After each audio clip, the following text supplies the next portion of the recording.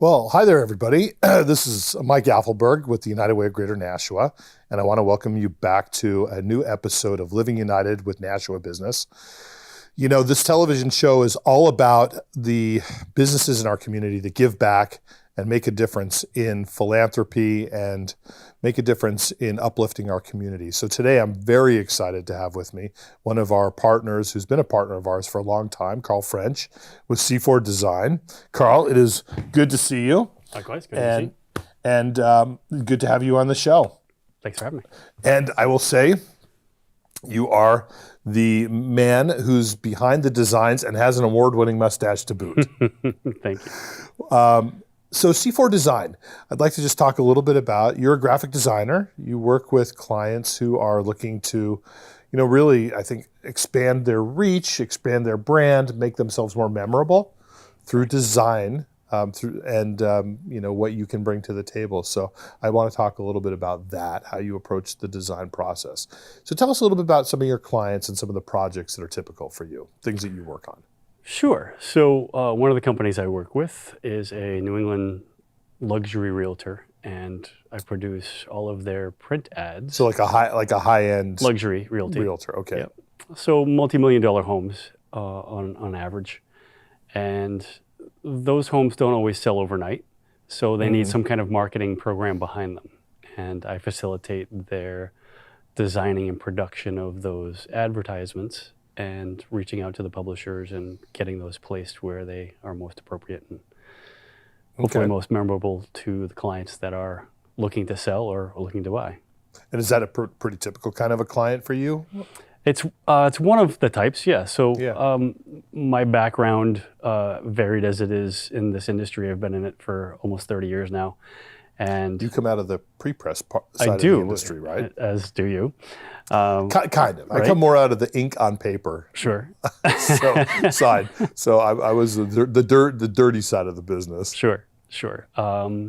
When I discovered this field, back in the day, there were such things called pre-press houses in which designers would bring their files in, and collectively we would produce the products that they would then need to go to the printer with. Yeah. At the time, those machines that produced those films and paper and whatnot that they used weren't exactly cheap. So not many of the printers had them in-house, especially the smaller ones.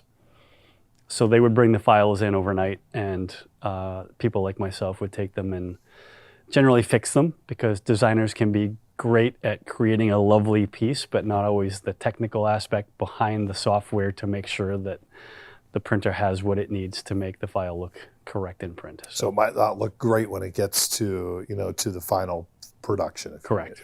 We would create the traps and bleeds and all those things I'm sure you're familiar with. Right. I am. Nobody else is, but that's okay. Right. Yes. So I think that's really great. You have this design background with a production orientation, which means that, your customers'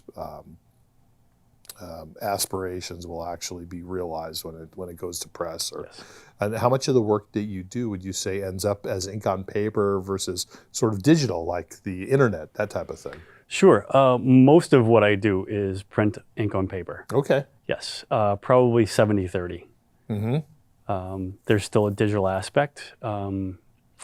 You'll find that many clients now have intake forms that they no longer want to have faxed back to them. So they'll create a form and we'll add form fields to it so that it can just be emailed much more simply back to them,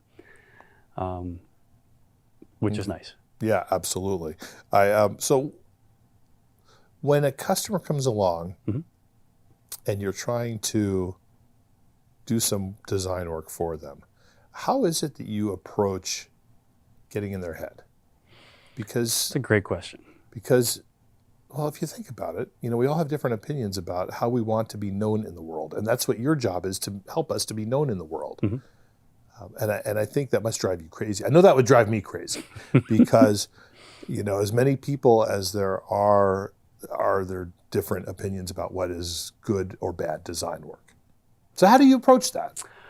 So in an initial meeting, obviously I try and get as much information as I can out of them, what colors they like, what their end result aim is for the product that we're working on. A little bit of history of theirs, where are they coming from? Why is this important to them? And then I just try and pull absolutely as much information out of them as I can. I will create a design or two or three for them, and we will go back and forth and refine that. I like this part of that one, and maybe this part of that one, and we'll kind of start to put them together and get a better sense as we work through the project to really nail down their aim. And does it always work? No. I know the answer to that question. It does not. There have been clients that have just not been happy. Yeah, I'm sure. And sometimes it's them going through the process to realize that their vision wasn't realistic. Right. Or what they thought they wanted is now different. So that happens. There are people out there that have very strong opinions. And I think those are where the challenges become interesting. Right, of course. It's a harder challenge, but it also makes me dig in more and really try and get to know where they're coming, where they're going, where they're coming from, and why. So what would be a small project for you? Like, what's the smallest size project that makes sense for you at C4 Design? Sure. So I think those form fields are pretty small projects, right? A logo? Logo's a medium-sized project. That's a nice project because there's a lot more creativity there typically. Yeah. I've got a client right now that wants to start a new business, but they have a logo in mind already. So they've come to me with kind of, this is what I'm thinking. Yeah. And they'll allow me to then do my magic and create what I think their vision is. Right. While also giving them the version that they came up with as well and refine that for them. Well, I think, I'm going to say recently you did a project with us for our Small Business United program and designing the logo for that program, which we love. Thank you. But we had no idea what we wanted. And it was basically, I think the direction we gave you was, it's a program which encourages small business philanthropy and community engagement. And there's some brand standards from United Way in terms of fonts and colors. And that's about all I was able to give you. Is that typical, or do you often get more than that? It varies, but that's not atypical, certainly. That I felt terrible. No. But your designs were great, and you gave us a couple of choices, and then we were able to narrow in on it. We kind of refine it as we go through, and I get a better sense of what direction you're looking for. Sure. Okay. Yeah. Good. What about the medium? You do everything on the computer these days, or do you start out with sketching? I start sketching. Absolutely. Really? Yeah. I think it's I do a fair amount of industry learning as well. I try and stay up to date with, as long as I've been in the industry, I still think there are things to learn. Yeah, of course. And everybody says start with sketching. It just, little sketches, quick, just little things, and then move on to another one, and then another one, and then another one. Get several iterations going, and then come back and refine it. Maybe put it down for a day or so, and come back and look at it with a fresh set of eyes. And So if a customer was looking for a graphic designer, somebody to work with, what are some of the things that they would? How would you know? What would you ask if you were interviewing potential designers to become, a partner with you? What are some of the questions somebody like I should ask when choosing a designer? How should I know who I want to work with? That's a challenge for anybody, in many industries, not just mine, but what's their history?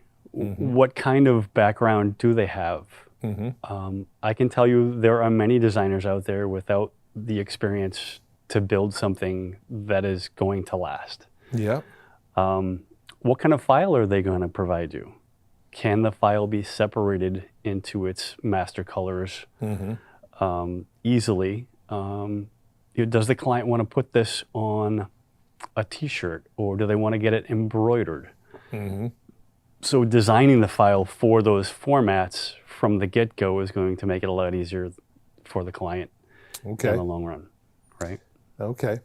And probably you have a portfolio that you would lay out with a customer that Correct. would show different types of projects that you have worked on. Absolutely. Okay.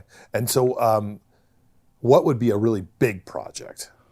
A big project would be something like a catalog Okay. or a trade show booth. Mm-hmm. Right, we're going to provide multiple graphics and multiple signage pieces as a coordinated, cohesive stamp.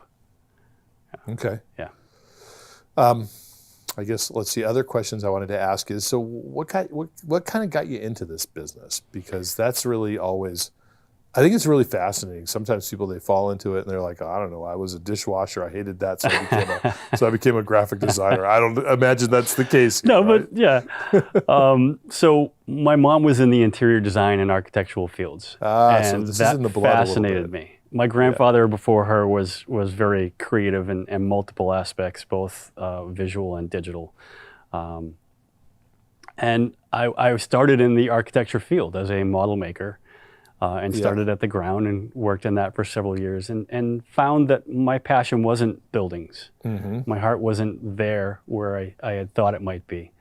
One day, I noticed a young woman on a computer take a paragraph, I believe in Microsoft Word, Mm-hmm. and move it.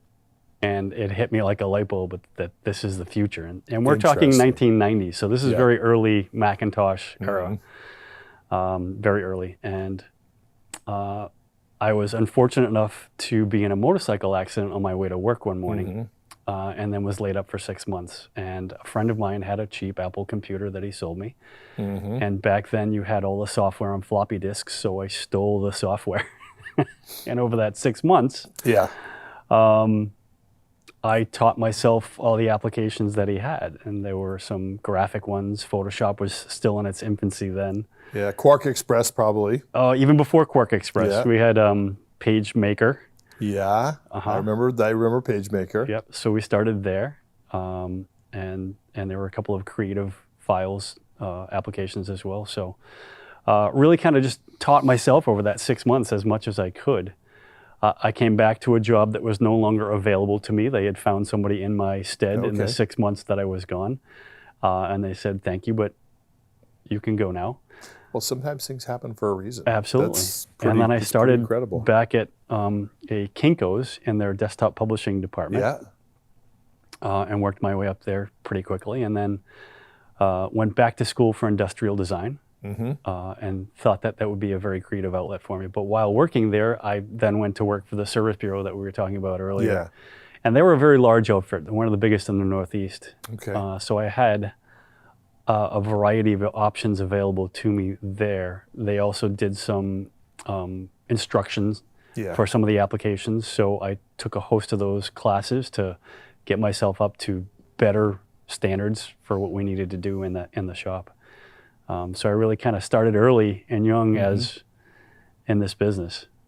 Well, you've been there through some of the formative years, especially with the electronic, desktop publishing revolution. Yeah, it was crazy. I remember when I first started in the printing industry here in New England, I was the customer, and one of my vendors took me through their pre-press department, which was all a bunch of light tables, where there were people who were called strippers, Yes. which our audience probably doesn't know what that Nope. means. And, about a year and a half later, I came back and this whole department had been replaced by like 2 computers. Yeah. And a big old empty room. Yes. And No then more a light lot of tables. people were displaced by that. A lot Yeah. of old timers who retired and said, this is not for me. Yes. Technology certainly has made its advances in this industry over the years, and in the 30 years that I've seen it, Yeah. I came in at the very tail end of that kind of progression, but our outfit still had people in-house that would do that, Absolutely. That's great. So you are also involved a lot in the community as well, and I want to talk a little bit about that too. I'm always really interested when talking with small businesses in particular about what is kind of the business proposition for philanthropy.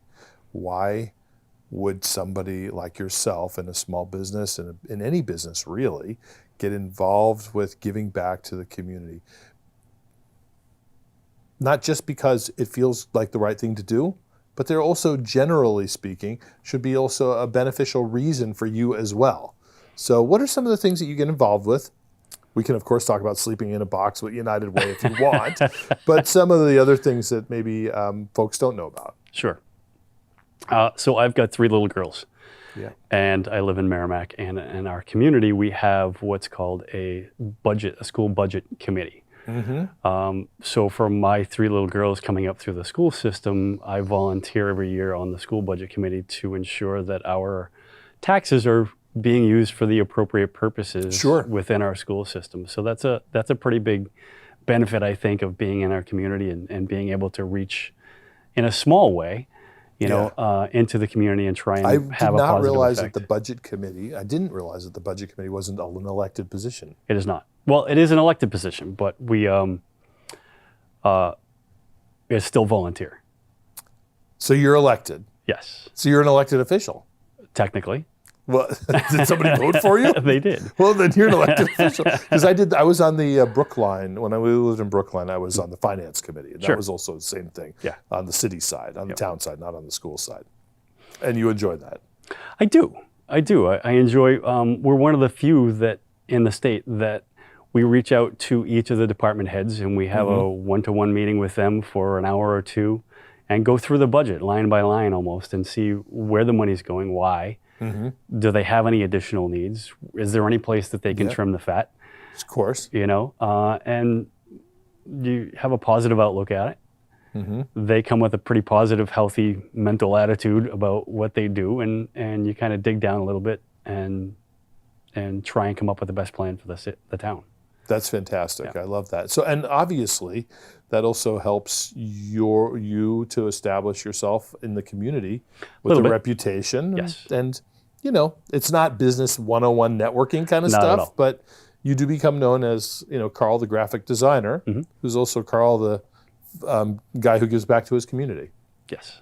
And I think that's important in any community, just to be involved in some small way. Yeah. There are other roles that would be a little bit more in front of the people's eyes. I don't think we have very many people that come to the budget committee meetings. Well, it's not always the most exciting meeting. No, it's not. I know my finance committee at United Way. I love them. They're awesome.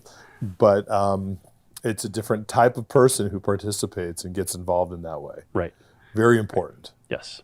So I do that for my town. I think that's important for me with the amount of children that I have. I think it feels good to give back. There's the feel-good part of that, too. Of course, absolutely. Yeah. You're also involved with teaching motorcycle safety, I do, yes. And I've been doing that for 13 years now, and that's a pretty incredible, again, personally incredible feeling to have that you've taken somebody over the course of 2 days that may have started from absolute scratch, and in 2 days they're up and riding and have some level of confidence. Yeah.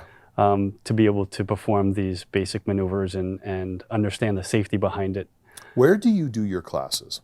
So I actually teach for the state of Massachusetts. Oh, you're in Massachusetts, Yep. Okay. We're right on the line with Tingsboro behind the Pheasant Lane Mall. Yeah. There's a Tingsboro Municipal parking lot behind Smoky Bones.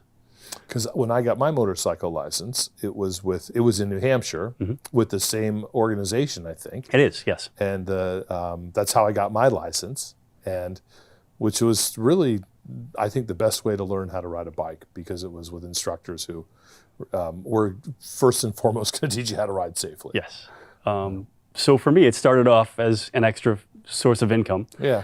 And over the years, it's become much more of a reaching out to somebody, and with as many issues as we have today in society as anxiety and other background issues that people don't tell you about when they come in. Right. But to be able to, within a couple hours, get to know somebody on that level and see some of their issues and work with them and get them through some of these challenges, because some of these challenges on riding are pretty paramount. Right. And pretty steep. So it's kind of a steep learning curve, and we have to move at a certain pace to keep the whole class moving along and get them through the 2-day course. And to be able to surmount those obstacles for them and be a part of it is really rewarding. That's so you've taken, what was for you really a horrible experience with your accident, and obviously made that something which is a personal mission for you. Yes. Okay. Good. And so other things that you do besides work and your two giving back, you must have some hobbies, I imagine. I've got a few. We share one. Yes, we do. Sailing. Sailing. So you are you're a new sailor. I've been sailing for many years. I took a long-term hiatus. Okay. You're a returning sailor. Yes. Okay. You have a Hobie Cat. You race it. I do. It's amazing. It is amazing feeling of getting out there with another person on a tiny little boat and going as fast as you can and hanging yourself off the side. It's pretty scary. It is a little scary, yes. But there's a great fleet down in Rhode Island that I run with, and those guys are amazing, and women. They're just truly compassionate and deeply in tune with the community. So it's interesting. I'm sure you're aware that you get to meet some of these people, and it's like one big happy family. They all love this sport, and they're trying to promote it in some small way. Well, there's a Hobie race I'm sure you know about that runs all the way up and down the coast from Florida up to New England. I'm not sure what that's called, but yes. It's over 1,000 miles, and I don't know that they actually still have the race. They used to. I haven't heard of it in a while. But it was always a dream of mine to do that, and it's all Hobie. It was all Hobie 16s that did that. Okay. So that's something maybe someday, right? Yes. Not for me. I've graduated to old man boats at this point. Well, one of the reasons I went with the Hobie 16 is that I have these young children, and I thought my passion may be able to be passed down to them in some small way. However, my first experience did not go so well. Well, I haven't been able to pass my sailing passion on to my daughter or my wife. I'm hopeful with my grandson, so I'm plotting out what my next boat will be. So it's extraordinarily user-friendly, simple design, it's stable, so it doesn't scare him away. Because I seem to have scared everybody away from the sport, whoever gets on a boat with me. And that's just the way it goes. So the Hobie's a good one, though. Yeah. And so, Carl, what's next for you at C4 Design? What are the next kinds of projects that you're looking to get into? Anything challenging up your sleeve? Yes. So I've really just started to get into the email marketing side of the business. I've set up an account recently, actually just last week, and have started sending out emails. So that's a new part of the business that I'm hoping to grow. I think I may have a potential client already, but I don't want to jump in too quick with a client as I'm still fairly new at this. Right. Now, when you say email marketing, you mean designing for email marketing or marketing yourself through email? Both. So there are many companies out there. I'm sure you know a few of the names. Sure. Like Constant Contact or something like that. Okay, exactly. That kind of thing where I can set up for clients their own marketing campaign and then do the design, have it input into Constant Contact and run through their own email lists and then manage that process for them. Yeah, that's a great idea. I think that's actually a fantastic idea. It's really easy to do bad email. It is. And